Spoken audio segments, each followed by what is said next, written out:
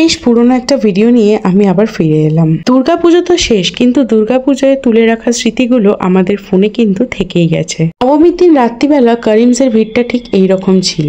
প্রায় 300 থেকে 400 মানুষ তখনও দাঁড়িয়ে আছে টেবিলের আশায়। প্রায় ঘড়ির কাঁটায় তখন রাত 1:30। এত বাধা, এত লোককে অতিক্রম করে আমরা পৌঁছে গেলাম করিমসের ওপরে।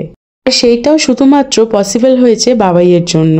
কোথাও ঘুরতে গেলে বা খেতে গেলে যদি এইসব কাণ্ডগুলো এই ছেলেটা না ঘটায়, তাহলে কিন্তু আমাদের ঘুরতে যাওয়াটাই একদম ফালতু হয়ে যায়। ওদের পুজো স্পেশাল আলাদা করে মেনু কার্ড ছিল, সেগুলো দেখে আমরা অর্ডার করে দিয়েছিলাম।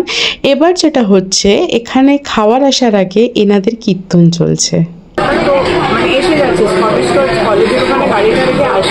সত্যি বলতে স্টার্টারের নামগুলো আমার একদমই মনে নেই, তবে এই মাটনের স্টার্টারটা খেতে ছিল জাস্ট লাজবাব। যেহেতু দিদি আর সাদিত্র মাটন খায় না, তাই ওদের জন্য অর্ডার করা হয়েছিল চিকেন তন্দুরি। আমি কোনো ব্লগ করব আর এরা সামনে থাকলে আর সেটাকে এরা স্পয়েল করবে না, সেটা আবার হয় নাকি? পুজোর সময় হলেও কি হবে, খাবারগুলো এতটাই টেস্টি ছিল যে কি বলবো। মাটনের স্টার্টারের নামটা আমার সত্যি মনে পড়ছে না, তবে তোমরা কেউ করিমসে গেলে এইটা মাস্ট ট্রাই। এর সাথে আমরা অর্ডার দিয়েছিলাম চিকেন মালাই কাবাব।